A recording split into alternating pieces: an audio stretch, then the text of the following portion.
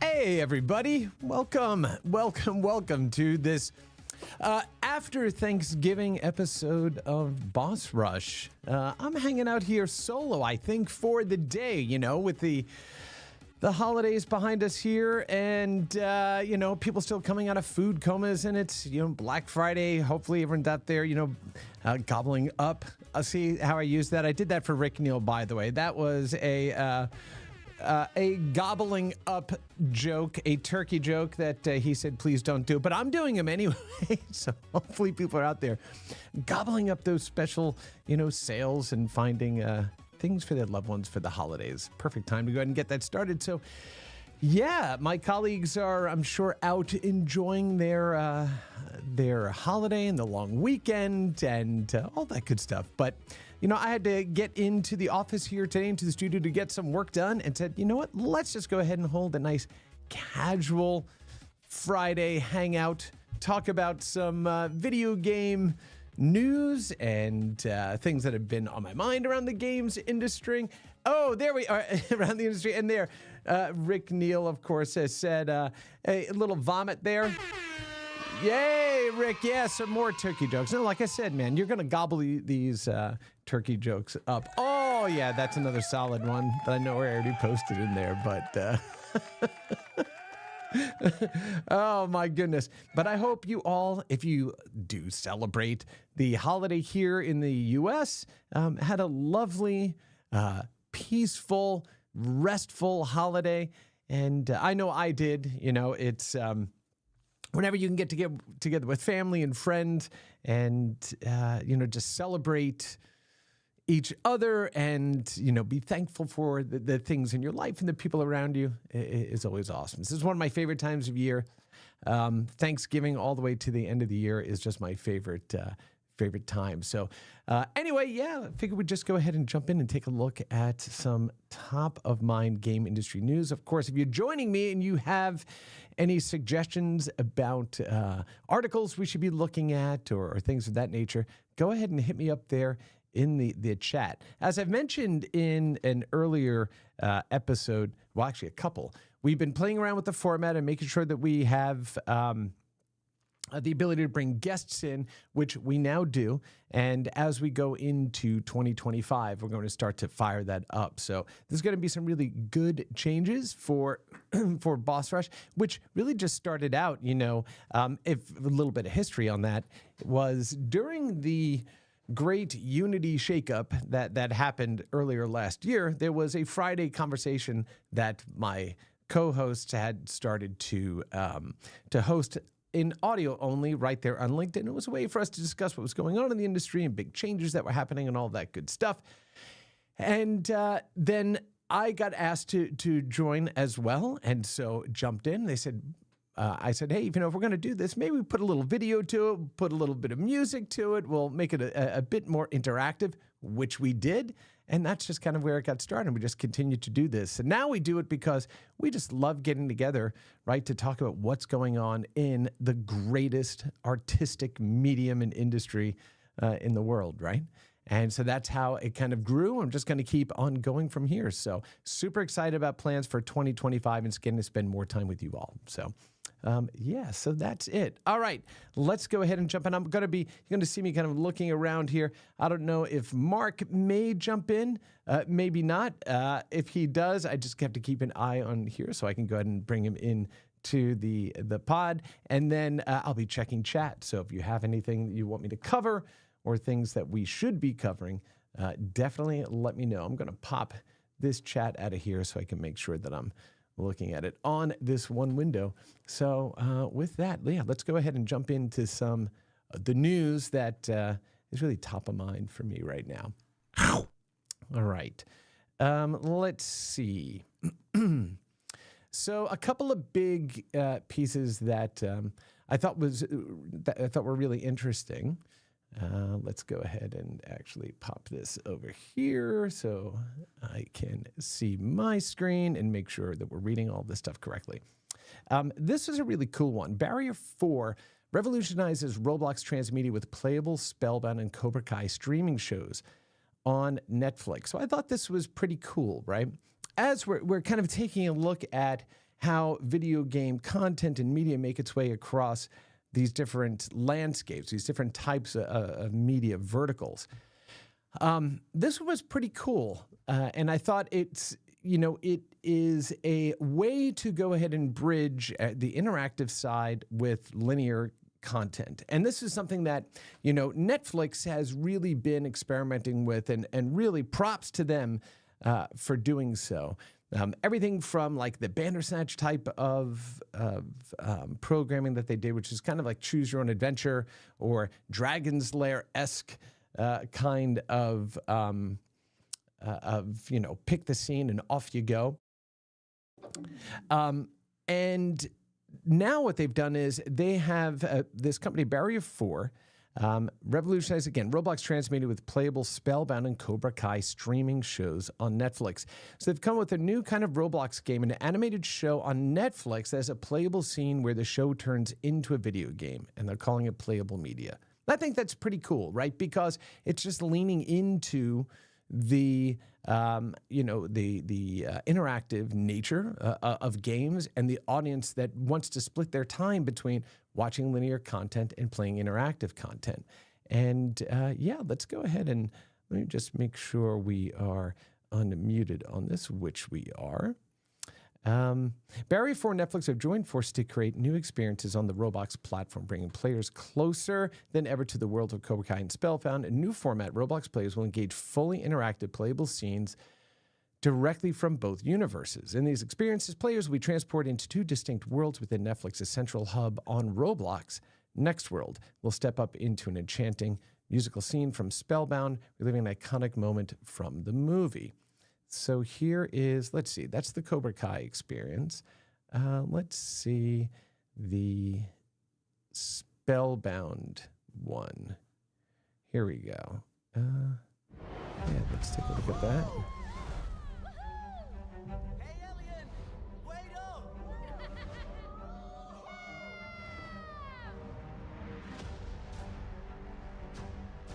Welcome to Little Lumbria. Skydance My animation. mom and dad were king and queen.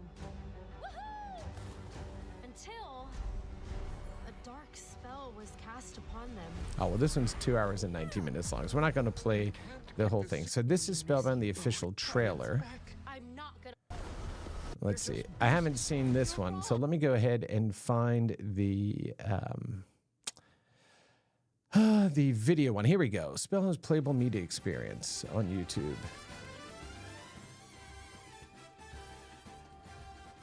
So at some point in the show that you're watching, you go over to the Roblox experience, and there you are now inside of that experience playing the game. And they tie those two together. Now, the concept for this is not entirely new. So this one, for those of you that remember this era in mobile games and content. There was a couple of shows. One was 24, starring Kiefer Sutherland, and the other one was a show on, I think it was NBC, called Heroes, which tracked the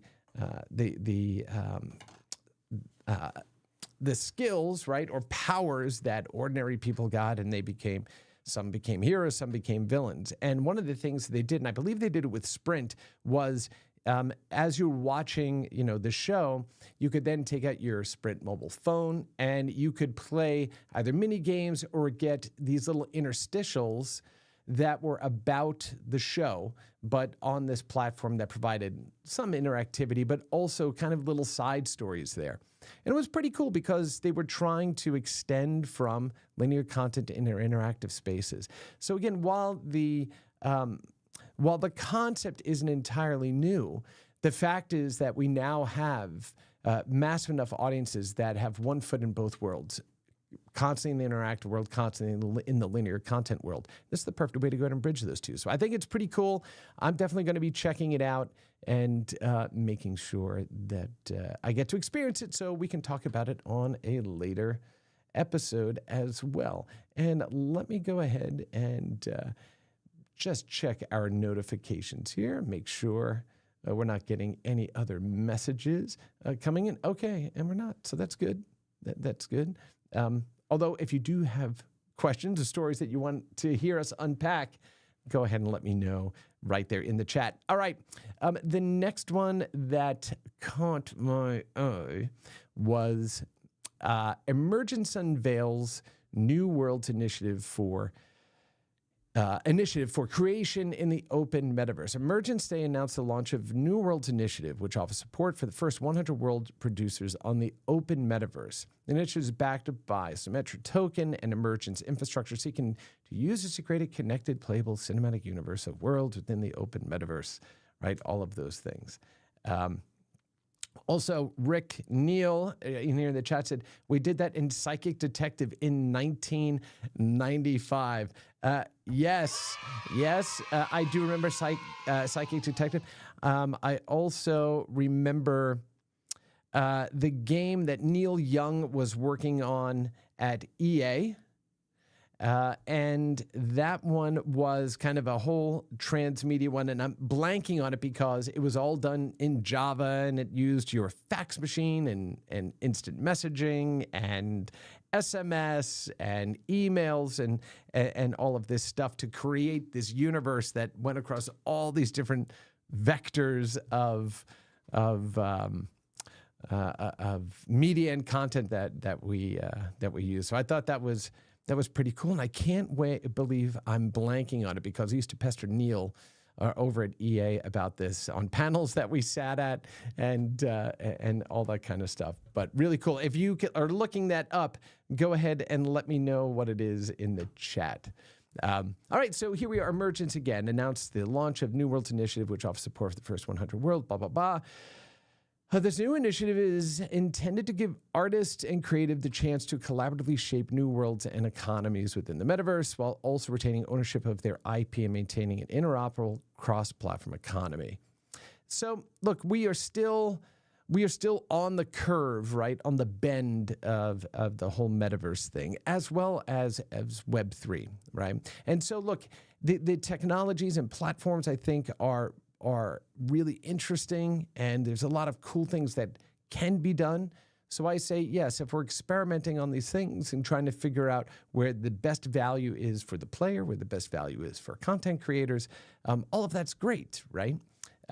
But I take a very cautious approach to these things, right? Because when you've been around the space long enough, you've seen a lot of promises, you see a lot of things, that come and go, and so I look at this cautiously optimistic about the opportunity around this. Again, the metaverse isn't exactly what some describe it to be, and if you really want to know what it is, and go take a look at, obviously go read Snow Crash and look at the 9 different aspects of the metaverse that Neil Stephenson goes ahead and outlines in the book. And one of the things that I've talked about, Majestic, yes, thank you, Rick Neal with the Majestic game. I'm going to actually go ahead and pull that up from EA. And this goes back to the Roblox sort of game. So here's Majestic, the video game. Majestic was a science fiction thriller based on Majestic 12, Shadow Government Conspiracy Theory as an ARG, an alternate reality game, which we all know. Happy belated Turkey Day to you too, Adam Starcaster. So here you go. The game was played by phone, email, AOL Instant Messenger, BlackBerry messages, fax, and by visiting special websites. Gameplay frequently involved the player receiving clues that they would use to solve puzzles and unravel the story. All the messages were automated with limited dialogue options, but AIM provided some interactive conversations. Was that AI? As an option to warn unsuspecting members in the same house, you can enable a warning at the beginning of each phone call and a small message on top of all the faxes. When this option was enabled, each phone call would begin with a woman saying, "This is a phone call from the video game Majestic." Because one of the things that started happening, right? Yes, people were complaining about the text message they got due to the cost. That's back when every SMS cost, 10 cents or whatever it was. But one of the funniest things about it was, and Neil talked about this on a panel that he and I sat on, I think at E3 actually. He said before the game even launched, people were like, "Oh, this game's amazing. Like I'm getting these strange facts. I don't know where they're coming from." And no, they just, got a fax from somebody who punched in a random phone number by accident. Right, or punch in the wrong phone number by accident. So people were already kind of primed mentally when they started to play the game, right, to accept that fake, that fictitious world that overlaid our real world. It's, I think, a wonderful experiment and observation of the psychology of play and the social psychology of people, right? Pretty awesome. It was a bad user experience. But it was one of these things. So I do agree that there was a lot of friction in the experience, but this was so early on, right? We didn't have the tools that we have today, right, to make this stuff happen. So that's why I love I love those experiments that we do. And of course, Rick Neal had to go ahead and throw up a terrible pun, a killer app. Yes, actually that is a single air horn blurt right there. A killer app. Because the game, right, is about espionage and killing and all that stuff. Anyway, all right, Majestic, the video game. So we also had this question here from Yin Chen. What would it take for the metaverse to succeed? I mean, it's actually, let me get off of this screen since we're just talking here. So really, what would it take for the metaverse to succeed? Well, it depends on what you mean by the metaverse, right? In some ways, the metaverse is already here, and it's one that we live our lives in every day, connected to all the things that have a digital interface to them.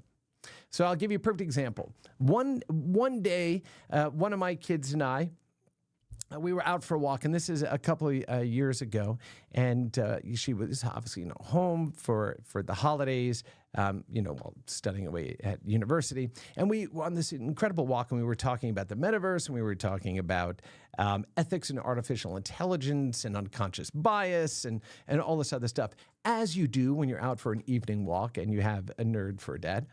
And one of the things that I hit upon that I realized was, and the way I was explaining it to her, like what the metaverse is actually going to be, it is about immutable data moving through mutable spaces, right?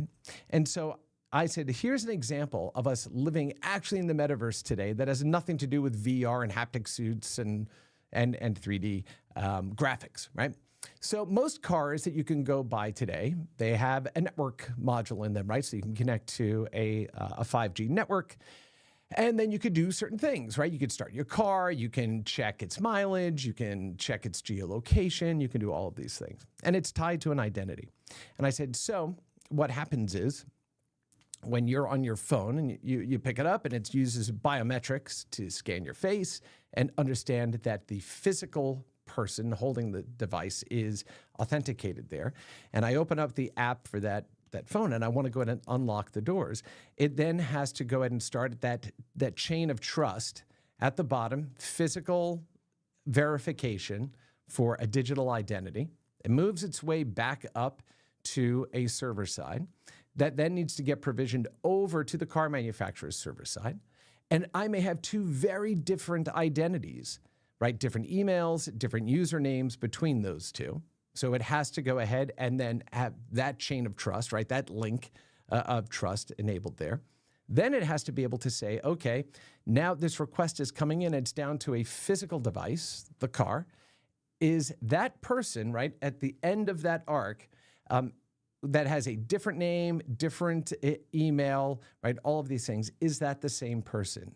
It is, and you can identify that, and you have all the security components in place that allow you to change the physical state of an object in the real world using a virtualized version of your identity, and the car unlocks and everything goes back around the other way.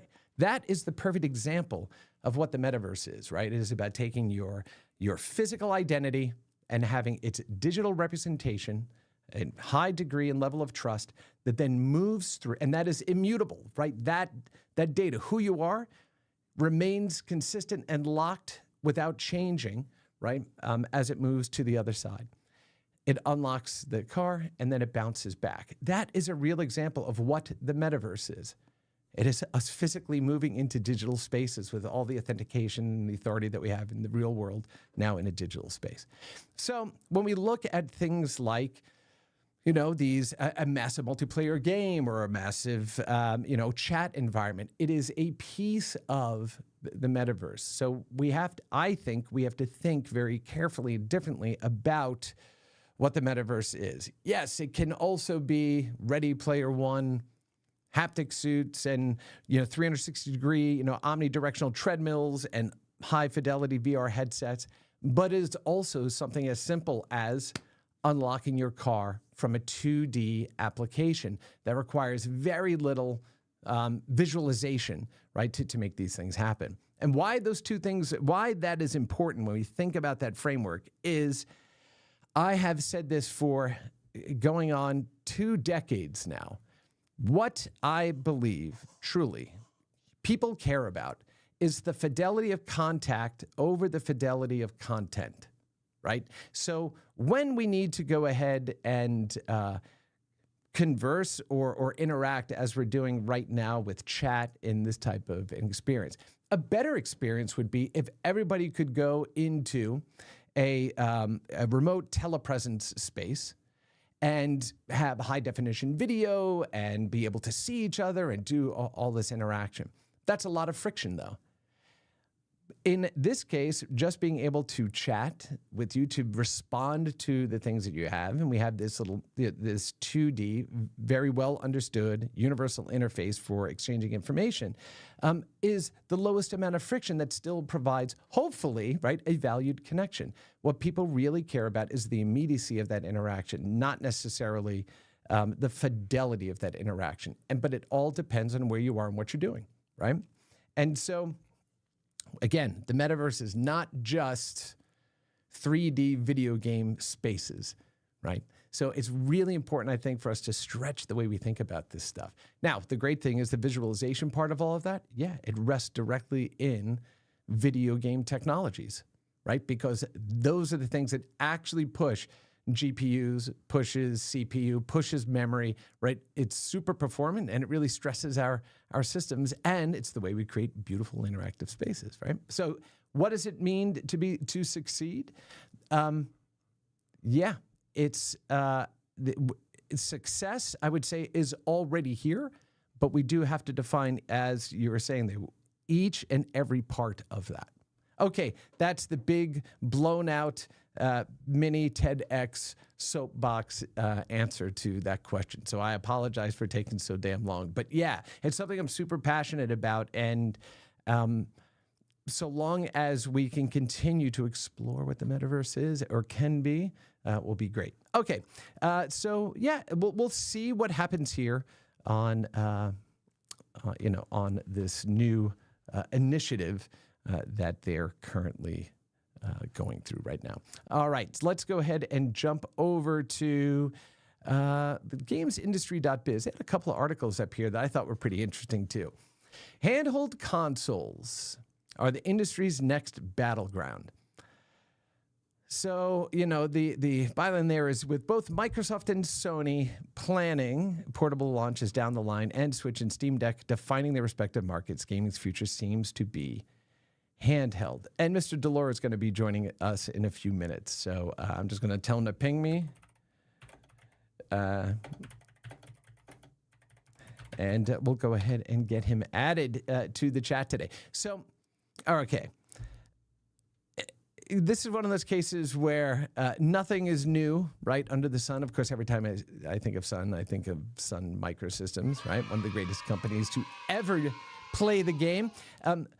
But the way I keep thinking about it, and believe me, I own a ton of handheld devices. During the holiday here, one of my kids, they had one of their work colleagues come over, and we were talking about, mobile devices, handheld devices. And so I basically pulled out everything from like the Tandy Zorus handheld, the Palm Pre, the very first Java phone from Docomo. We had all of these things, right? And we kind of talked about how we just keep reinventing a lot of these things. We stretch them and then we do more things with them.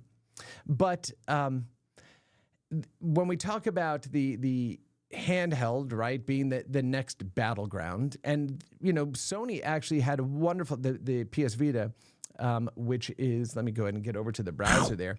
The PS Vita here, fantastic device, incredible screen, did a lot of really innovative stuff, including some online things like the Near platform that allowed you to go ahead and drop virtual items overlaid on a real 3D world and for your friends and do all this kind of crazy stuff. Anyway, so my thinking around this, right, is that we have to stop thinking about video games purely as transportable experiences, which many are, right? Candy Crush works well on a mobile phone. It works well on a handheld device. It works well on a desktop. So those are, transportable experiences. But many games are designed for a very specific form, right? And a way of playing those things that don't necessarily work across every one of these devices that may be connected to a network or that you can stream down to. So what I would urge us to do as an industry is to really start thinking about play, not just games, right? And why is that different? It's different because when we think about the act of play, and just like I was saying, with the metaverse, it's not always about full 3D, blown out, again, haptic gloves and all of this stuff. Sometimes it is as simple as a 2D interface with a text, right, that goes back and forth, and all of the same components that are needed to enable that far end of the metaverse is still required for the ones up front. Same thing with games. When we start to think about the notion of play versus video games, so many possibilities open up for us. So a perfect example was this, and I'll share a little history on that one too while waiting for Mark to jump in, was back in the very early days of EverQuest. One of my very first meetings in industry was with the leadership over there, including Kelly Flock, who was amazing, and a pioneer in our industry. And, unfortunately, he passed away several years ago. And I was in a meeting and I was talking about these new Java phones and EverQuest.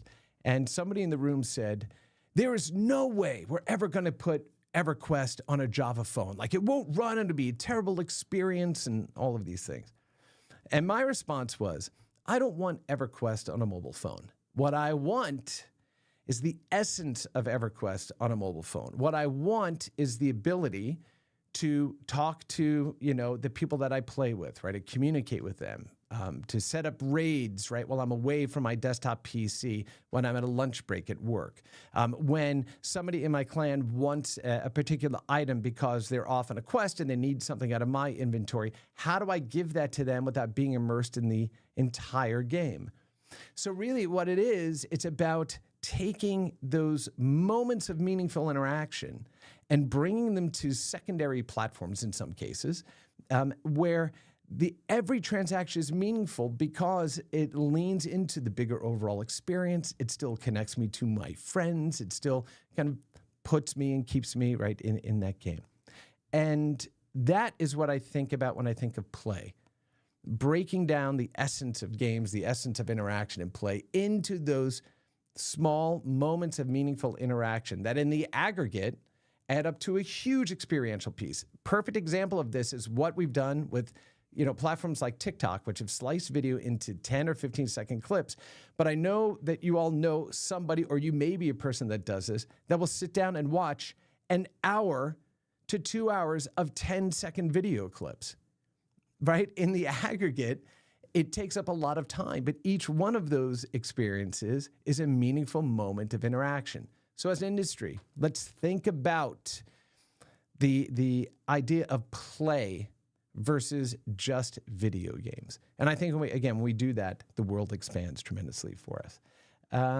Yin Chen says, there's definitely an obsession with the production and realism of games to sadly overlook the importance of playability, innovation, originality, and simple fun, right? Yeah, and the fun can appear to be simple, but also be hugely complex. And I always point back to chess, right? Chess is this homogenized, simplified, bare-bone game of war that's incredibly deep and takes years and years to master, right? But each one of those moves is a meaningful interaction. Each one of those games, whether fast or long play, are meaningful interactions.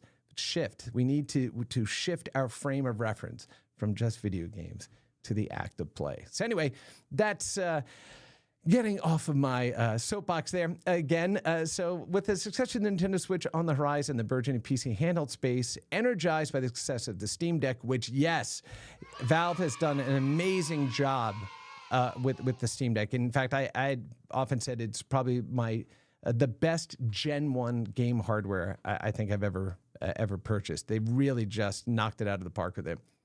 Sony wants its device to be able to play PS5 games. Reasonable to assume Microsoft would similarly want any handheld Xbox to somewhere alongside the Xbox Series S in terms of gameplay.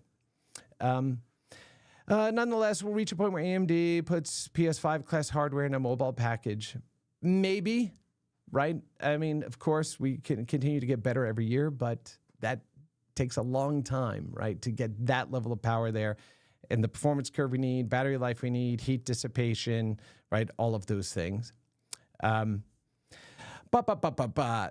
this whole article or opinion piece goes into why they believe that handhelds are the next battleground. I don't necessarily know if it's the next battleground, but certainly Valve has opened up the possibility space for these types of devices, and now we're seeing them come from all corners of manufacturers, right? From AMD, from Asus, all the way over to like Ambernick, right? Who does all these retro kind of consoles there.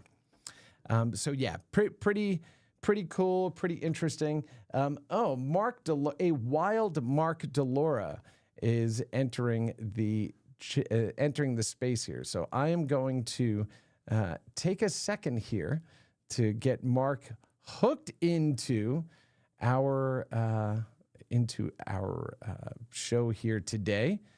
And let me go ahead and make sure we populate his webcam in here so you can see him. Do we still call them webcams? Like, I don't know if we need to call them webcams anymore. But all right. So where are we now? So here we are with two hosts, and yay! It's Mr. Mark Delora. How are you, buddy? Happy turkey leftover day. Happy turkey leftover day. That tryptophan glow that we all have, which of course is a fallacy, right? There just isn't enough tryptophan in it to Yeah, get I you there. ate so many carbs. That's what does it. Oh my God. Also, Yeah, in the fact that we're up so damn early in the morning to get stuff prepared, right? That's what right. does it. Yeah, That's what that does doesn't it. help either. I hope you had a good Thanksgiving with family. Oh yeah, we had a great Thanksgiving with family and friends, and a lot of 3D printing shenanigans. Oh yeah. Yeah, Oh, yeah. nice. We'll Nice. talk about that in What Are We Playing there. But I just got Love off it. of my soapbox here about what the metaverse missed the actually soapbox. is versus what we think it is, right? Immutable data moving through mutable spaces, from 2D interfaces to 3D full-on environments, all of those things. Oh, you all gotta the way work. down. That was so close to a perfect rhyme. You gotta. That's You right. gotta Oh, work we're on going to that get that, last right? line. Exactly. Well, I've got rhyme selections in the wide array. Okay, I'm not going to do Beastie Boys for you right now, but yeah. And then we were talking about the difference between video games and play. So I'm going to go ahead and pop that browser back over here. There was an nice. article Okay. that popped up on gamesindustry.biz. The handheld consoles are the industry's next battleground. And it was an opinion piece here. And really what they were leaning into was, there's with the change that Microsoft has been making about what an Xbox is. I don't know if you've seen those ads. No. Okay, so they were like, this in Xbox is an Xbox, and this is an Xbox, and a Fire Stick is an Xbox. This is a bento box, but this is an Xbox, right? And it's really about decoupling the experience from the hardware. And the discussion around what they're doing in the mobile app stores. And there's a rumor that they're looking at building a handheld again. Sony's leaning further into their handheld device for the PS5. So now it's the next big battleground. And my opinion was, we've been to this dance many times, right? Exactly. The Vita was amazing. The PSP was amazing. Nintendo, and it's like, well, but Nintendo does it. Yeah, but Nintendo just does what Nintendo does. They don't compete with anybody. They are just, hey, we're just here to do what we do, right? And so my perspective was, if we shift our thinking from video games and the transportable experience that these handhelds focus on, and just start thinking about play, not video games, but play. How do we bring pieces of that gameplay to the devices in appropriate contextual ways? So in the aggregate, it becomes this big experience that meets you correctly across all of those devices. So that is what I believe we need to. Yes, let's continue building more handhelds. Valve did a wonderful job of kicking that off and really leaning in and building an awesome Gen 1 product. We're seeing more of them come out, but I think it's going to be more about how do we meet people where they are in a contextually relevant way and create moments of meaningful interaction. Do we have ideas on the sell-through numbers from Valve, or do they not publish those? I've not seen them, but what I would say is they have to be significant enough given all of the other devices that are coming out to combat them, whether it's Asus or it's MSI or doing these full-on PCs, Razer doing it, everybody leaning in to try to compete there. So obviously it caught this wave, right? Did it though? Yeah. Did it though? It's not. It's well, I shouldn't say it caught the wave. It caught the first burst that has yet to crest. How about that, right? Did it though? I mean, I don't know. Mm-hmm. I love the Vita. I love the PSP. I love Game Boys. I love my Switch. Yeah. But now I have one of these. Yes. And mostly, if I want to play games, I'm going to do it on one of these or on my iPad. Probably more likely on my iPad. I don't know that you're going to. But good luck to anybody trying to make a portable platform and break through in any kind of numbers like we used to get. I guess that's my takeaway. Because man, That is not a business for the meek. Oh, and I wasn't clear enough. You and I are actually in violent agreement because what this really is. I'm getting yelled Again, at by a dog. I'm no, gonna no, put you're good. You're put you good. on speakers instead of headphones, so I can over and grab a dog. Oh, go grab the dog. Go ahead and do that. And yeah, I'll wait for you to come back My in. If you have any family. questions for Mark, go ahead and pop them into the chat there. And while he's doing that, I'm going to set the stage for the next That was a sad, bit that was a there. sad sound. Sad sound. Oh, Dad, come get me. Dad, come get me. Look need at dogs. Bowser. Yeah, of course. There's Bowser. He's a good boy. He just misunderstood. Yay, it's Bowser, everybody. You're a good boy. He is a good boy. He is a good There you boy. So no, what I was saying is exactly right, Mark, is if I'm playing in, and the example I used was the EverQuest one, right? Which is, I don't want EverQuest on my Java phone, but what I want is the ability for when my friends are playing and I'm not able to be at my PC and they need something from my inventory, I can give it to them. We've been saying that for like 15 years. Yes. Well, 15, it's still true. Dude, It's still true. But more than 20, more than 2 decades. And I've got the receipts. You know that I've got the decks, right, that we were building to do this shit, right? But that's the thing is sometimes it takes that much time for us to figure it out. And it does. And you know, one of the points I brought up was when we think about the behavior that people have across other forms of content. People will sit down and watch 2 hours of 10-second TikToks in a row, right? Yeah, there you go. And so so everyone's a meaningful interaction, and in the aggregate, it's hours worth of content, right? So that's why I was saying shift our lens from video games and portability to or transportability to play. How do we bring all the devices we have together to create moments of play, right? Yeah, I think that's. Let's talk about the branding for a minute, because I think that's really where I get stuck. If somebody wants to take a shot at making handhelds, good on you. I'll be curious. I'll cheer you on. Yeah, I think it'd be great to have another platform for developers to target that is less expensive to develop for, because the size of the experiences are smaller and the fidelity is smaller. But man, the branding has just never landed with me. The Xbox branding on my PC, I don't get. It's like if somebody shipped a PlayStation Store on my PC, which they have, which I suppose they have. I don't understand it. Just like I don't understand like the Xbox game bar that I can bring up, or maybe I just need to do it more, and then slowly I'll adjust. But to me, the Xbox brand and the PlayStation brand are they're locked into they're locked into a product, right? You want to call it the Microsoft Store? I'm there. You call it the Sony Store? I'm there. Like, that makes more sense to me. Well, but I guess it's just they're going to migrate these brands because they're well-known brands. For me, it hasn't worked yet. So I don't disagree with you. In fact, I was thinking about that as well. But then, the old saying goes into my head, which is, you don't always go to war with the army you want, you go to war with the army you've got, right? So if you've put that much time and energy into building it and trying to change, like, what is a box? A box is a physical item. Like, right? Like that's the first thing that pops in. It all probably pops in as an Amazon box, but yeah, definitely, right? It pops into your head.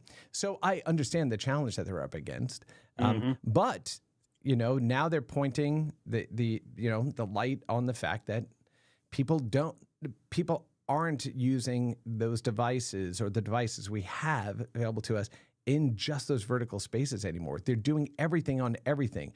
Interactive entertainment is the one thing that we still can't do. Wasn't it a problem that needed to be solved with a brand shift? That's my question mark. Like, I kind of feel Why didn't they just keep Xbox and then come up with another brand?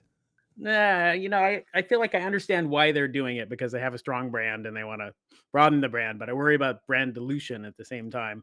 Oh, sure. I didn't ever think that having a Microsoft games group shipping games on the PC was something that needed to be solved by changing its name to Xbox. Right. Like, I don't get it. I just don't get it. Mark, that is for completely, and we don't. And to be very clear, I do not have any, Yeah, I know. information, all I'm that just stuff. But shouting to the wind right now. no, Like no, again, I'm like, of course that's what you'll do because you got a really strong brand and that name and an affiliation and da, da, da, da. So you want to bring it over, but yeah. Well, like I our don't know. buddy Rick Neal says, which, Yeah. by the way, I'm gonna make sure that I Yeah, show Rick's got something it. here. But anyway, so Rick says, I agree. We put a lot of effort into building mindshare about Xbox being a console. Yeah. Humans our age won't get it, but every 10-year-old will see that brand as a way to play. Generational change is what they're trying to do. Yeah, well, I like that perspective, and that might be what happens. Also, it might be that they don't care because the only place they play is on their mobile device and on their Xbox, on TV, or maybe just only on their mobile device. But if there's an Xbox store that shows up on your mobile device and you go there and you get really great games, yeah, maybe you go there instead of going to Google Play. Yeah. Yeah. And then you just think of it that way. It's fine. It's just interesting to watch the evolutions over time. Like I still think of all of the initial push at around Xbox of like, this is going to be a platform for everything. You're going to stream your movies on it. You're going to play games on it. Sure. You're going to do Spotify on it. Like it's the platform that does everything. And then you come out with the box and the box is shaped like a square. And I'm like, man, this is the platform I want to play games on. I want a game-shaped box. I want it to be cool. I don't want it to do everything like a VCR. Okay, brother. So let me tell you, man, I thought of that very same thing. And I'm like, that worked for Nintendo when they needed to get the NES into the States because there was such this like pushback around games. So we'll make it look like a piece of entertainment equipment. Yeah. But then we all remember that E3 where it was TV, and everyone's like, this is a video game conference. Like, I know. why are you talking about the prices right? Watching not even playing a digital version, but watching it. Yeah. Like it's an entertainment platform. You can do everything there. Yeah, but I don't want to. Yeah. And this is also why there was an interview that came up, and I'll make sure that I go and post it back to the show notes there, with a gentleman who works in kind of the intersection of, I think, like legal and studio and stuff like that for media and entertainment. He was talking about, when things go sideways. And it's like, because executives that didn't grow up with this stuff don't get it. And if you're bringing in the wrong people to do this, this is the path that you're going to walk, right? So I keep saying, consultancies are wonderful for so many things. Stop bringing in ones that don't understand the culture, don't understand why people play, understand the psychology, understand the social dynamics of this stuff, just to go, it'd be really cool because my friend's, cousin's son did this one thing once. And you're like, they did? Oh, did you watch them do it? Well, no, they just told me. Oh, okay. Well, a little more evidence would be great. Yeah. I guess as I say it out loud, one of the things that just catches me is the dichotomy between making the platform be the all singing, all dancing platform you go to for all of your entertainment, and at the same time pushing it over into other places and saying this is the place you go for games. Mm-hmm. Like those are different. Yeah. I mean, and they require two different set of faculty, right? For you, one of them demands every bit of your attention. You can't watch, a second passive screen while you're engaged in something interactive that's high intensity. But you can do that all day long with every other form of linear content. Right? Right? Yeah. And actually, Philippe Molina said in here, hey, all, do you know what's better than one device? Two devices. Why don't we have the second screen to minimap, or the SC2, sorry, minimap in a separate screen yet? Even the damage meter or rear view mirror, I could use that Xbox as an add-on to my PC game. Just throwing some ideas out that may be crazy. Well, you remember this. Yeah, we've been saying that too. It's just, do the economics work, I think is what it comes down to ultimately. But I was going back even further back in your well of knowledge and expertise, the PlayStation Portable and Ridge Racer rear screen mode. Oh, yeah, do you remember that? Oh my God, I forgot about that. This is why you have me helping here, because that's all the shit I don't forget. Ridge Racer. Yeah, Philippe. So what it was, Ridge Racer. They got up on stage. Do you remember what they did with the PSP? I was probably there. They got up. Yeah, you were at the time. They got up on stage and said, "Oh," and it wasn't Ridge Racer. It was Gran Turismo. It's like, okay, so Gran Turismo on the PS2 PS2, I want to say. PS2, PSP, yeah, probably. Okay.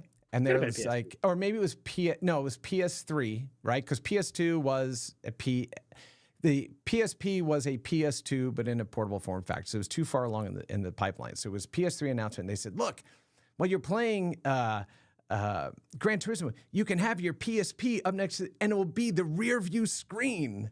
That's such a cool idea. And you're like, that's great, except I'm not going to mount my PSP over my TV, and I'm not going to constantly be looking down at it while I'm navigating a curve, type of thing. So from a technical perspective, I'm like, that's awesome. Yeah. That may not have been the best use case for it, right? So, but to that point, we've been doing these things for decades, literal decades, right? Trying to lash these things together. And we'll get there. Yeah, Right? yeah, get and we'll there. see people who do experiences that are designed for cross play, right? 100%. Majestic, was that what it was? Oh AMD my on PS? gosh, Mark! Oh no, what happened? Did I step into a conversation? I already talked about that at the beginning when you weren't even watching, Uh-oh. and Rick Neal was chiming because I couldn't remember the Mind meld name. is working. Could not remember the name of it, even though Neil Young had done it. Was all Java, and that's the thing that got me on a panel with Neil at E3 in 2001. And we were talking about that. Oh man. Yeah. We need more ARGs in the world, Arg. ARGs. Yeah, ARGs. So anyway, all right. A next little bit of news that popped up for me too. And I'd love your input on this actually as well. On all of this, not just this one. Let's get back over here. Is Shu Yoshida is retiring in January. I know. Yeah. Do you want to talk a bit about, can you share any stories or time with him while you were at Sony or?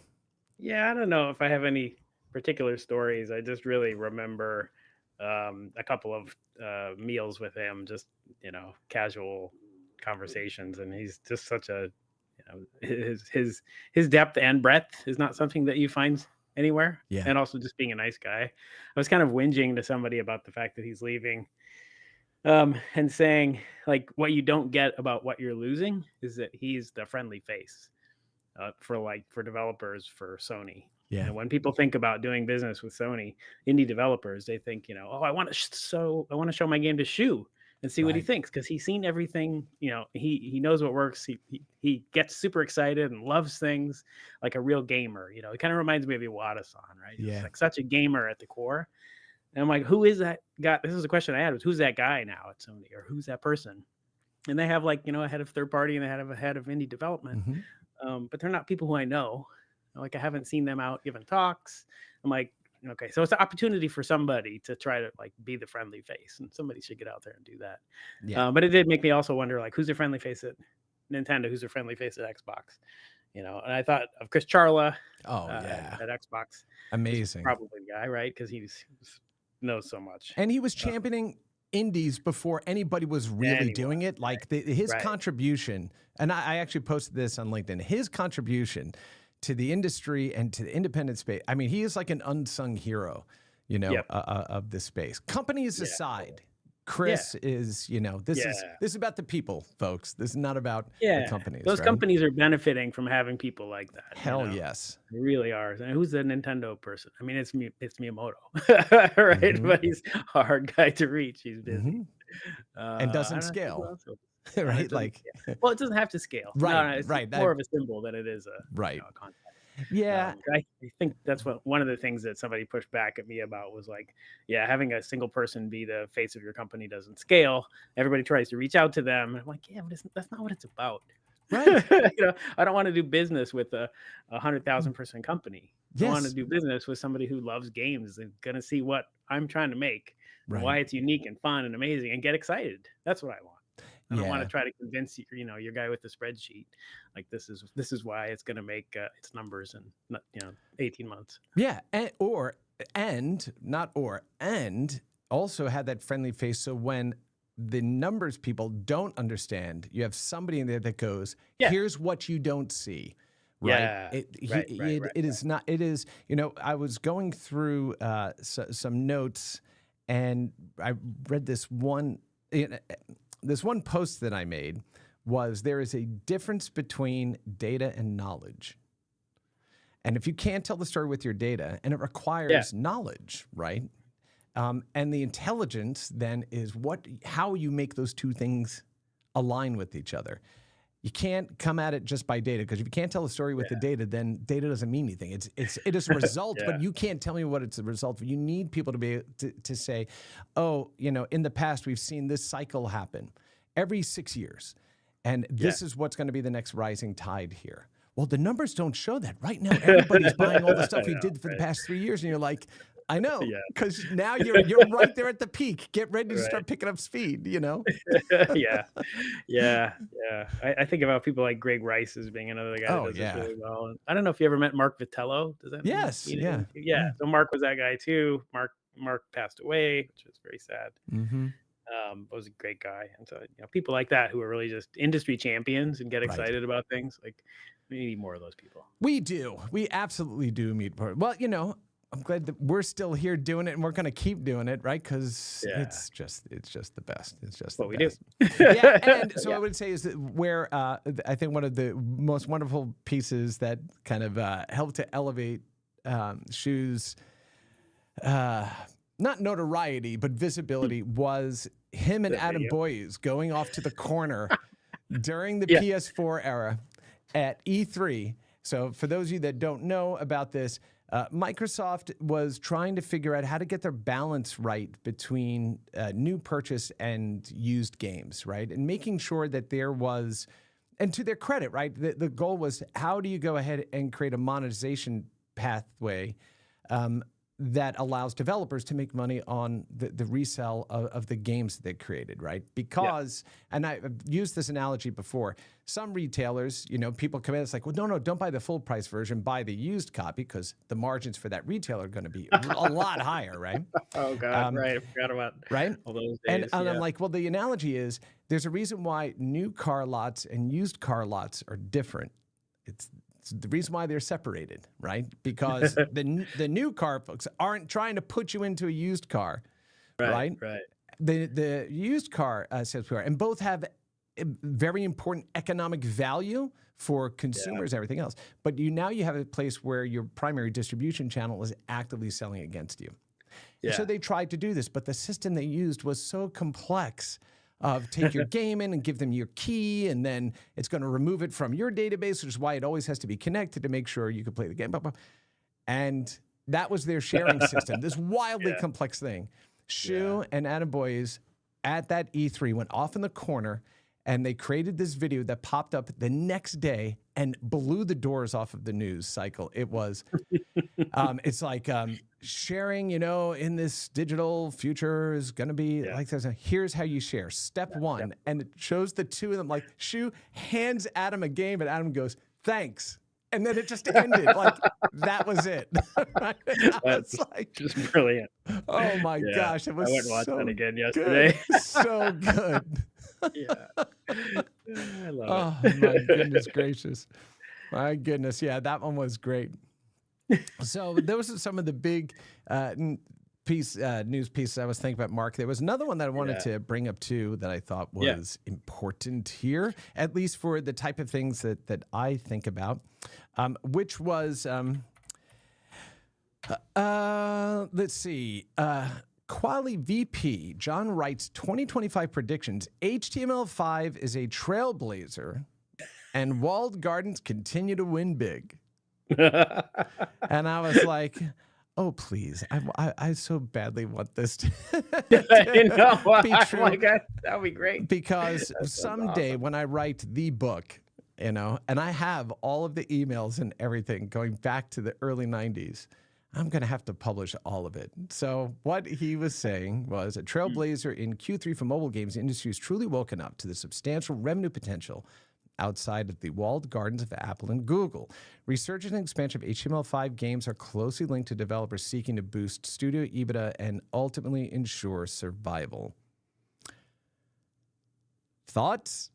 Well, I guess I just have to say I'm glad that finally worked out. For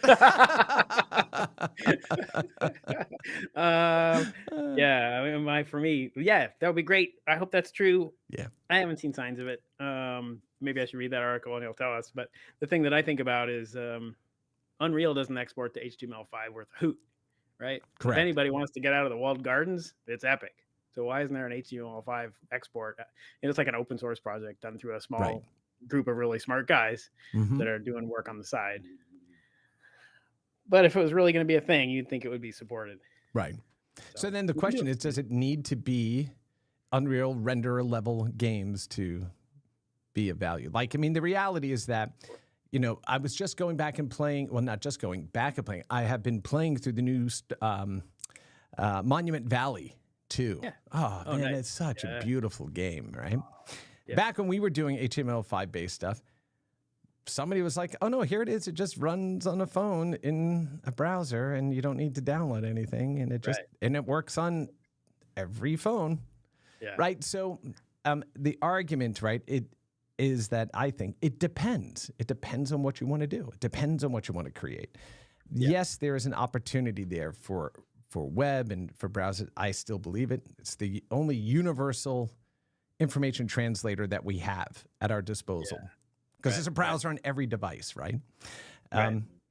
But that just means a lot of frameworks, a lot of work needs to be done to standardize that stuff so you actually have revenue pathway, security pathway, all those sorts of things, right? They can get out. Yep. So it feels like it feels like in some ways we were taking off our shoes in the locker room. They said, no, the race is back on. It's like, oh, okay, let me lace it back up and get back out there.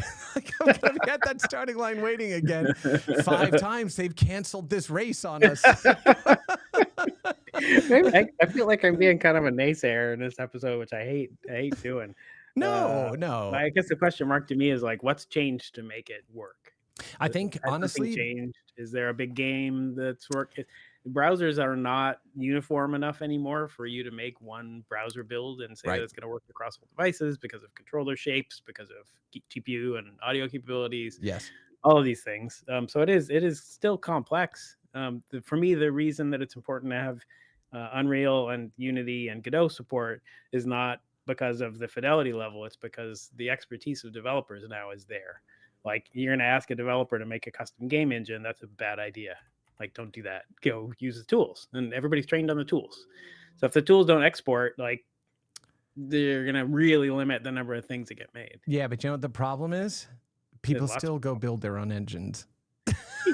Right? You're talking to a guy who wants to go build his own engine right now. It's just, you know, exactly. But, you know, so if you're going to try to make money off of it, maybe you shouldn't do that. Go use the ones that are out there. Yeah, but save you time. Go make the things that are unique about your game. Yeah, but I also think that, you know, if we've got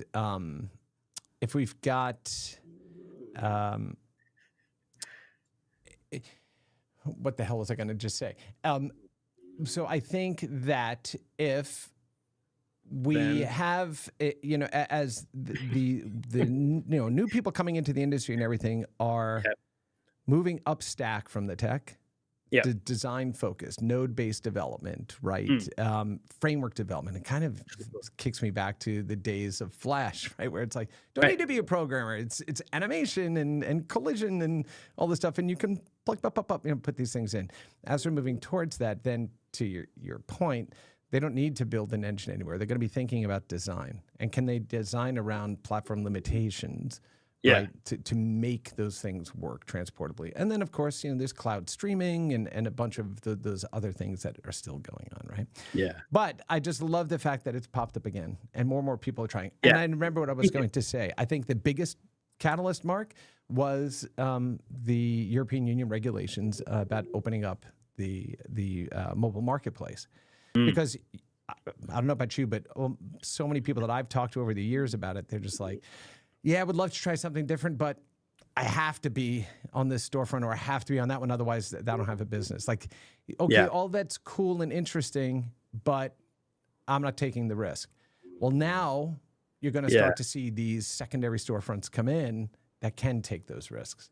So it'll be an interesting another 5 years, right, to see where all of this lands, right? Yep. Maybe we should all push on web games and see what happens. Let's go, man. I'm ready to do that. Again, it's not about these big full-on games. It's all the small little things that happen in between that create that valued experience that in the aggregate takes a lot of time. But transactionally, they're very small, right? which I think would be pretty exciting stuff. All right, I got a question for you. Yes, sir. Black Friday. Okay. So, when you think about things that are out there that you would get or should get or wish you could get, like I was just thinking, I'm probably not going to buy anything today on Black Friday. I've got nothing listed, but if I was going to buy something, I'm like, I would go get the Ray-Ban glasses. Oh, yeah. And I would go get a Insta360 X4 camera. Okay. Like those are the two things in my mind that I'm like. Tell us why. Ray-Ban because of portable access to LLMs and video capture on your face. Okay. Two things I think are super interesting that I'd love to play with more. The Insta, I have a GoPro and it's great. But I love. Oh, yeah. I'm just a 360 nerd, right? I've always been a 360 nerd. So the fact that I saw somebody like bolt an Insta360 X4 on the back of the car they were taking out to the Bonneville salt flats to run a couple hundred miles an hour, and they just like bolted it on there.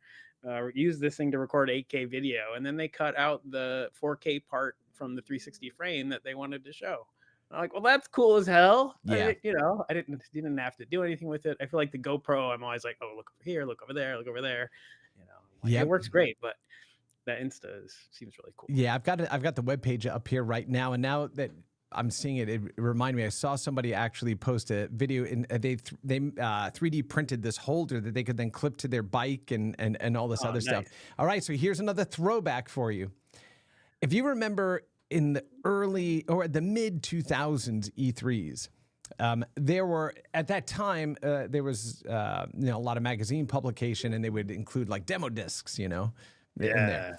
And somebody had taken a 360-degree camera robot into there and walked the show floor, and then you could play this back on your PS2 at home and rotate the video around and everything else.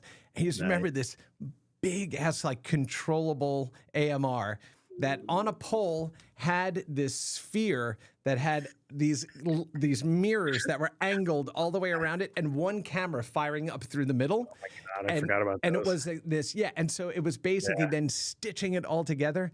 Now, here really you go.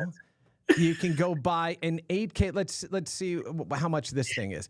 Yeah, you can buy an 8K version of that fits in your pocket for $425. Like, nuts, right? It is just so crazy. Yeah. It is so crazy.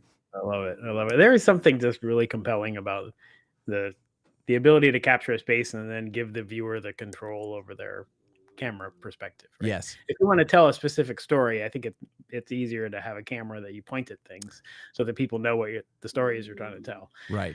But if you're trying to capture a place, capture a space, capture a vibe, like, man, 360 is the way to go.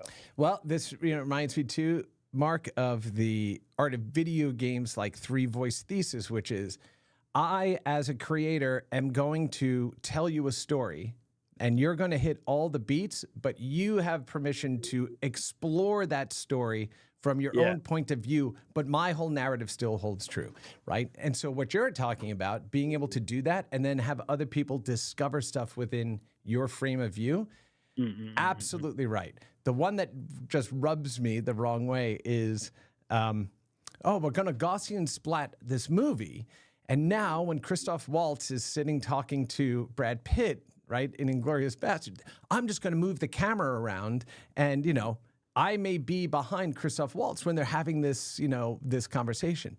What makes the movie is you're looking down the barrel of Tarantino's eye. Right.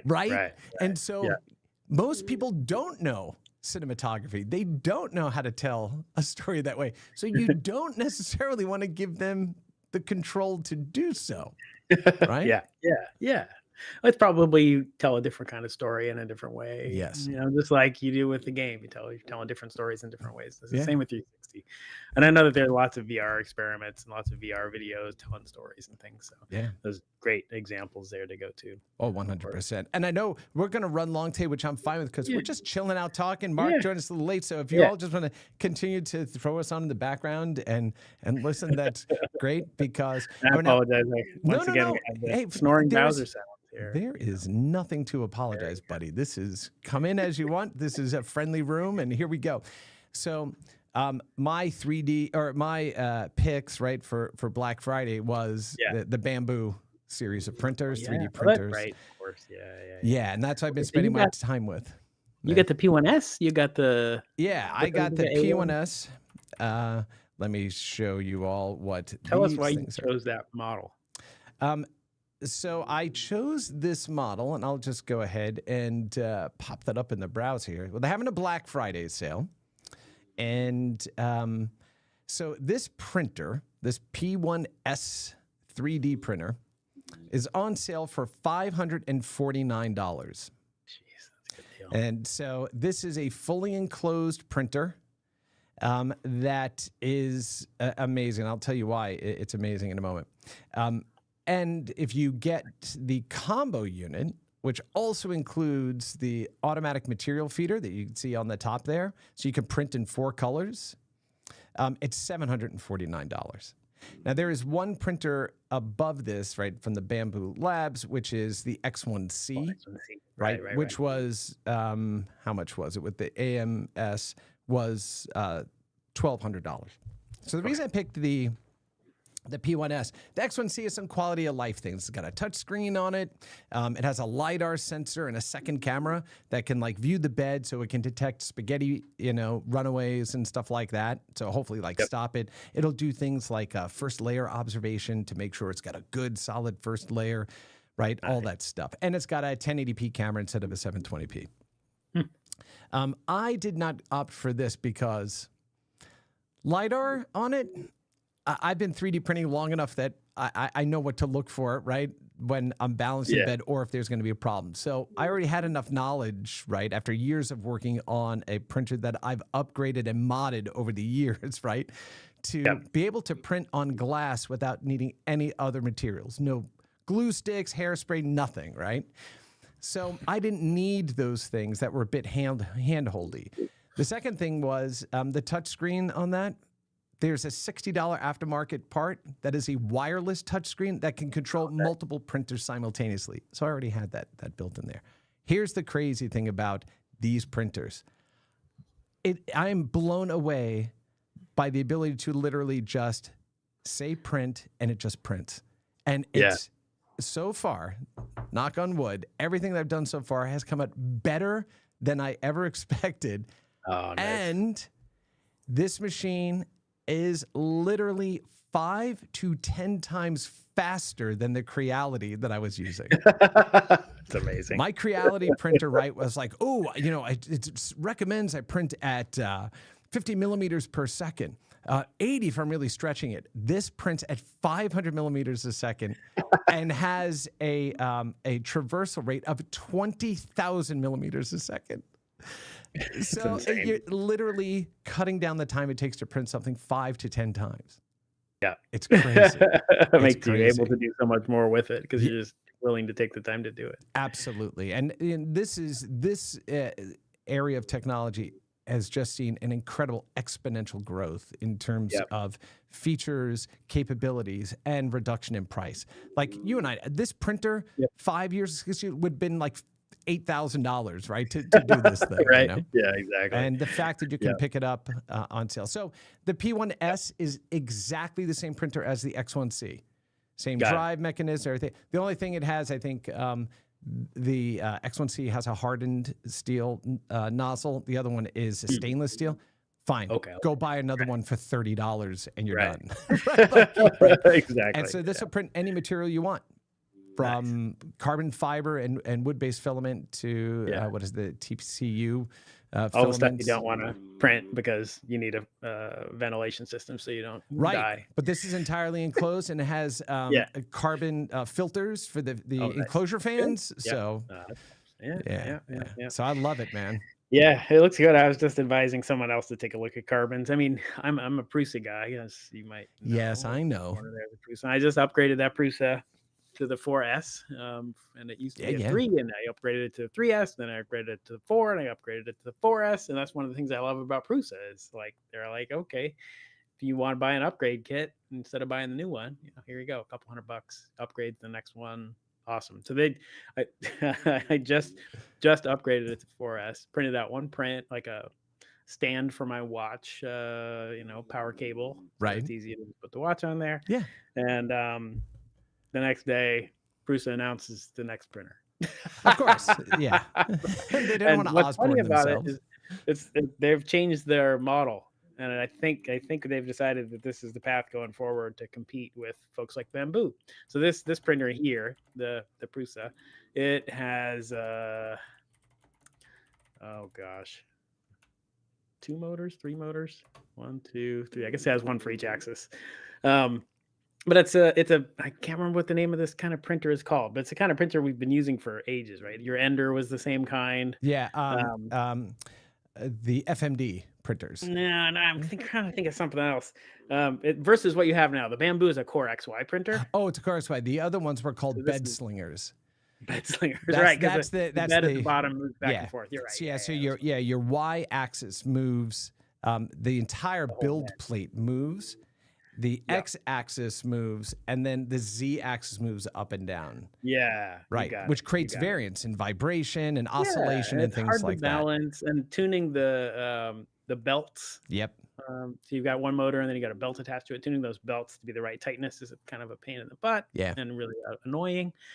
Anyway, so Core XY is the new thing. I think there are more parts in a Core XY. There are. The trade-off is, that makes it more expensive, way more Reliable, fast and reliable. consistent. Yeah. Right. So this seems like the future. So good job, Prusa. Mhm. They have launched a 4S to Core XY upgrade. See, but this is how we bring it right back around to video games and what we were talking about before. It took Yep. Valve to make the Steam Deck that went, oh, you could actually make a portable PC in a handheld game format that works. So now you got all these companies pushing at that space. Everyone had kind of, well, we've got these incremental things. Bamboo comes along and says, hey, here we go. We're going to basically break it all down. We're going to rebuild it back up. And this is what you get. Now everyone went, snap. Like we have to go ahead and do the same. Right. So, congrats to Bamboo. The global dynamics on this. So for 3D printers, it's mirrored in other sectors, but for 3D printers, I've been looking at it a lot lately. So Bamboo is a Chinese-made printer. Prusa is made in Czechoslovakia, if I remember correctly, or I'm sorry, Czech Republic. Czechoslovakia doesn't exist anymore. And the costs of producing the printers in these places is significantly different. So if you're in China, where the cost of labor is less and maybe parts more accessible, you can be more integrated, you can have more features added into the printer because you can afford to do that. Right. In the Czech Republic, it's a little more expensive. Cost of labor is a little more expensive, and so maybe they were not as inspired to innovate quite as much. Yeah. But now they have to compete. Right. So the question is, okay, so how do you compete? Do you pay your people less? Do you hope that by putting more features in there, you're going to sell more products and that's going to net out? Do you outsource some of your stuff to China, which I don't think this is something they want to do. They're building a big factory and they want to hire people locally, right? It's the same. There's all these dynamics. Like we're having these conversations in the US right now, of course, around manufacturing. Yeah, and tariff stuff. So I just realized I'm going to have to make a transition that has like 2 boxing gloves that come out and it just says fight because here's my counter argument to you. Prusa 3D prints a lot of the casing and parts for the printer. So they operate a 600 printer print farm of their own machines. So they're reducing those costs dramatically over injection molded, parts and everything else. So where they're able to save costs brings them, I would imagine, closer into balance. Maybe not as close, but closer into balance. Otherwise, why do that? Why go in and 3D print the part? So when you're getting a Prusa printer, you're opening that box and it's like, oh, this looks like a 3D printed screen plate. This looks like 3D printed brackets, right? So they were very effective in being able to do that. I do think the one cool thing about the Prusas as well is that they're open source, right? So you can get in, you can mess around with the firmware, you can do a lot of that stuff. Bamboo is not. It's completely closed. It's the difference from an analogy perspective, Android versus iPhone, right? Yeah, totally. But what I loved about my Creality was that I could get in and tinker with everything. Like upgraded the main board, put on my own, bed leveling sensor and dampeners and doing all this crazy stuff. And then there are times I'm like, Wow, that was fun. Now, do I have time to print anything? Because I just spent, a whole weekend just futzing with it Right. and getting it all Yeah. dialed in. It's fun, but you don't want to have to do that. This is the difference is Right. the Creality is like a hobby. This is an appliance, right? Yeah, right. So, exactly. So I do love that. Hey, listen, before we run out of time here, I do want to go ahead, and I don't know if Rick Neal is still listening here, but I do want to show this off. There is a documentary that just came out on Prime Video called It's in the Game, and it's about the creation of Madden. And so let's play the little trailer here. Oh, you can play stuff in here? It's one of the best sellers in video game history. Welcome to John Madden Football. It's in the game. It's in the game. My LinkedIn feed is like a minute behind. Yeah. Well, we're on delay. So my first dream was try to make it to the league, so I'm kind of living So my we're gonna see athletic it there. dreams through this game. They want to know what it's like to be Troy Aikman. I'm gonna play Troy Aikman. Some of the best players to ever play have graced the cover of Madden. But we were starting in complete chaos. We weren't seeing progress. Most of us at EA wondered if the game would I ever know. get that was Gordon Bellamy. Didn't think that would amount to anything. Oh, I can't see or hear anything. We needed some Oh, for my well, you dog. have to look at it on the external feed. Oh no, the external feed's like a mile behind. But I remember Well, yeah, John saying, that's- don't do anything to screw up my name. It's John all walked good. in, looked at the demo, and said, Oh, there it goes. What is that? Now it started. We were very close to the deadline. Do we have what it takes to make a hit? For John, it had to be authentic. If I'm going to be part of it, it has to be pro, it has to be realistic. This changed all of gaming. There was competition coming from every angle. It's impossible to stay on top. Man's in real trouble. We needed some gamble. Kim Pallister just popped in and said, you guys aren't nearly profane enough to warrant being on delay. You know, I keep working at it though. Man, this is just reminds me of talking to the Madden guys in like '96 or whatever it was, the year that they had the dropout. Yeah. But I mean, so here's the thing, that I love about seeing this stuff is, we've been working the industry long enough that we get to see our friends become celebrated in these things, right? Yeah. As Rick just said here, thanks, Chris. Ping me after you watch episode 3. Everything's fine and we're shipping on time. But to watch, again, to see our friends in this and understand the impact that they've had, which you never know the impact you're going to have when you're in the middle of it. Yeah. Right? It isn't until later. And so it is important that we continue to tell the stories of our industry and the people in it, because the vast majority of people that I know that go into video games don't ever go in thinking, I'm going to become, a billionaire doing this. It's, I've got a story to tell. I have art that I want to do. I have this thing that I'm excited about. And again, to see them celebrated for that work is just really awesome. So I love that. On the other side of that same coin is the importance for us to still be able to access and play those games. We can celebrate them in video. Yes. We can celebrate them by trying it out. All these stories about these versions of Madden, what you really wanted to then be able to click over and play it. Yeah. Yep. Kim just posted a link here. Let's see. Can't we see some gamers using glider and Madden to juke and spin using their feet? That could be pretty cool. But then Kim posted something here. Trip Hawkins, CEO, co-founder, EA Activity. So posted the original design for the Madden AI. I saw that he'd done that. Yep. And I loved that. And I commented to somebody, I'm like, see, it was actual intelligence that required to create the variants in play and running and everything else. Yeah. The AI, quote unquote, was developed by people that knew how each part of it was going to work, and it still held up, over time. But to your point, we talked about this before about some of the pushback that organizations like the Video Game History Foundation, full disclosure, I'm a board member over there, were facing with them not being allowed to have a carve out in the law so they could continue to preserve these things. But this is a conversation that we just have to continue to have and push. And part of it goes back to what we talked about before, which is making sure that the people that we're bringing in understand why this is important, right? Yeah. That it's not just the money side of this, it's the history side of this, right?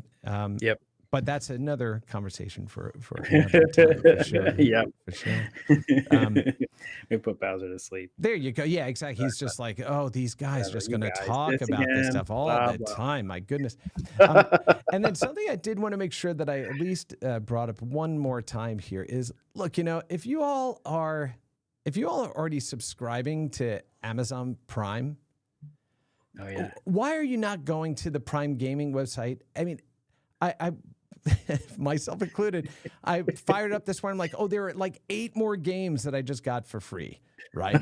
Super Meat Boy, Tomb Raider Anniversary, Mafia Definitive Edition. Like literally, they're giving away these games all the time. My catalog or my library of content is like literally 170 games big, right? And I just realized I popped a bunch of Oh codes up no, there. there's a version of you can go Elite grab up 'em. for free. Oh no. What's that?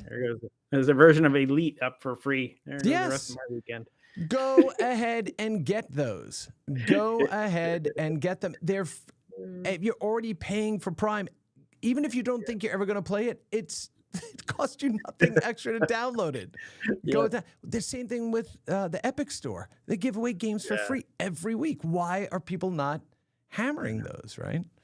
So it's like, oh, please, folks, just go do it. Just go do it. The reason is that I just keep playing one game. I'm like, and still keep playing Tomorrow's Children. Just like, that's my last week of time. Every time I want to play a game, I'm like, oh, I got to go over to the PS5 and play some more Tomorrow's Children. Yeah, I got to there you go. Go mine the mines and pick the apples and build the things and kill the critters. And it's so much fun. So I take it that is what you've been playing. That's what I've been playing. Yeah. I have been playing around with my 3D printer, printing all kinds of video game related nonsense and tomfoolery. The Sega thing you printed looked awesome. It made me jealous. Which one? The Sega logo that you printed. Yeah. I'm like, man, I got to do that. Except it's harder because I don't have the multi-material thing. But that is true. And the person that made the models didn't break them out into, multi. Oh, that's all right. The slicer in Prusa, you can just set a marker, and when it gets to a particular layer height, it'll cue a. Oh yeah, I know you could do that here, but Yeah, I know. You don't have to. That's right. That's right. We don't have to for sure. I got it. Jeez. Oh, I just realized that it popped up, like I said, codes that I hadn't collected. And so now I'm going in and some people are like, it says, oh, this one is currently being collected.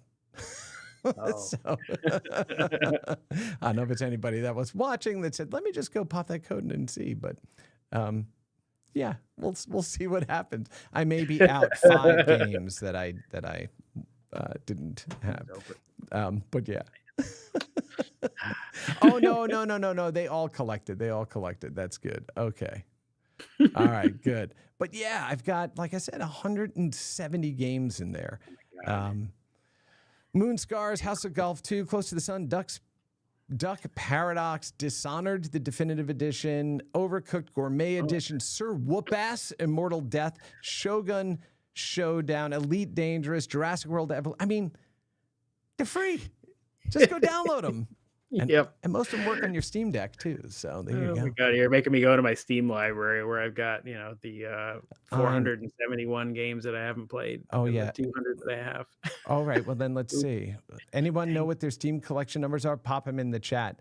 I will see. I'm sure there's many people worse than me. 456 uncategorized games. Woo! I got you beat. 471. Yeah, but I'm not sure if those are. There's a new update to Besiege. Oh no, I'm gonna have to go play that. Oh yeah, no, I'm sorry. 100 and what I say, 400 and some odd.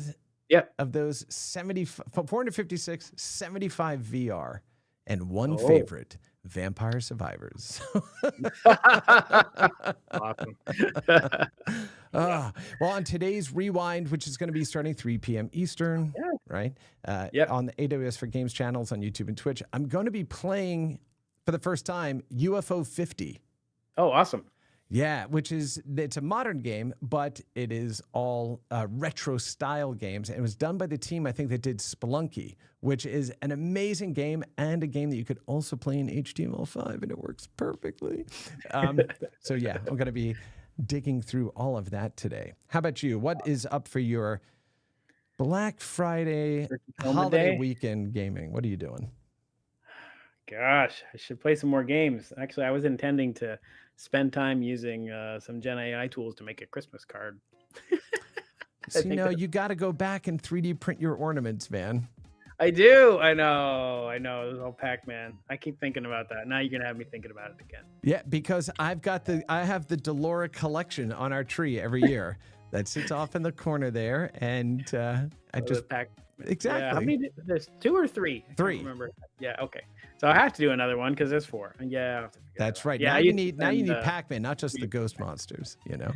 Right. Yeah. Well, maybe I'll look into that. I keep thinking about making one with some LEDs in it because it's Christmas. Oh yeah, for sure. So the latest thing, and I'm actually watching it on the remote monitor, is I'm printing and it's an original Atari joystick case, and when you open it up, it has 4 Atari coasters in it. Oh, that's So I'm cool. like, yeah. So we'll just have that, and and then I'll go, look at that. And then I'll just go on the shelf behind me, and then you go, what else should I print? Yeah. What's next? That's the fun of Oh it. my goodness. All right, dude. Well, hey, thank you so much for jumping in, Mark. It's See you as wonderful to always. see you, and happy Thanksgiving. Thanks everybody for joining us on this really just laid back. We're just talking through stuff Friday here on Boss Rush. Now, next week, I will not be hosting this, so it may be audio only. If the rest of the crew wants to do this, I will be at AWS reInvent in Las Vegas, which is our big conference of the year. And I'm actually doing a talk on Open 3D Engine and robotic simulation and how all of that stuff works together and how beautiful it is. But I'll also be hosting the Birds of a Feather game session out there.